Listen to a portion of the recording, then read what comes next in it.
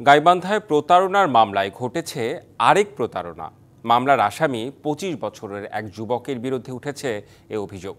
নথিতে দেখা যায় ভুয়া জন্মসনদে ওই যুবক নিজেকে অপ্রাপ্তবয়স্ক দাবি করে নিয়েছেন জামিন। এই ঘটনায় সম্পৃক্তদের বিচারের দাবি সরকার পক্ষের আইনজীবীর।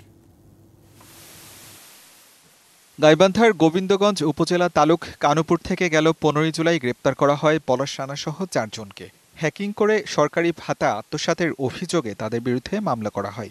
সে সময় এছাড়ে পলাশ রানার বয়স দেখানো হয় ২৫ বছর।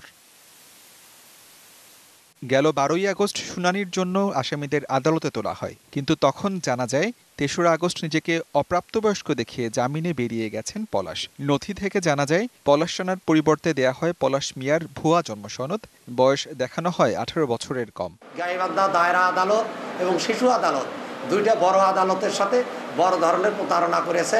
এটা তার হচ্ছে নিঃসন্দেহে শাস্তিযোগ্য অপরাধ। সে একবার কি প্রাপ্তবয়স্ক হলো, আবার শিশু হলো। এই যে জালিয়াতিগুলো, এখানে যে নিবন্ধনের ক্ষেত্রেও যে জালিয়াতিগুলো হচ্ছে, তো সেখানেও তো আমি মনে করি প্রশাসনের সেখানে দায়িত্ব আছে। পলাশ মিয়ার নামে ইস্যু করা জন্মসনদটি তালুক কানুপুর ইউনিয়ন থেকে দেওয়া হয়নি বলে জানায় ইউনিয়ন পরিষদ।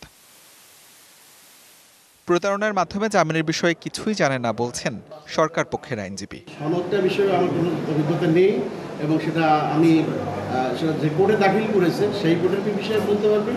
সেই কোর্টের যিনি দাখিল করেছেন যে অ্যাডভোকেট সাহেব তিনি বলতে পারবেন এবং তার মক্কেল বলতে পারবেন। আর অভিযুক্তের আইনজীবীর দাবি এ প্রতারণার সাথে কোনো সম্পৃক্ততা নেই তার। আমি তো জামিনের পরেই জানতে পারলাম যে অলরেডি এটা বের হয়ে গেছে।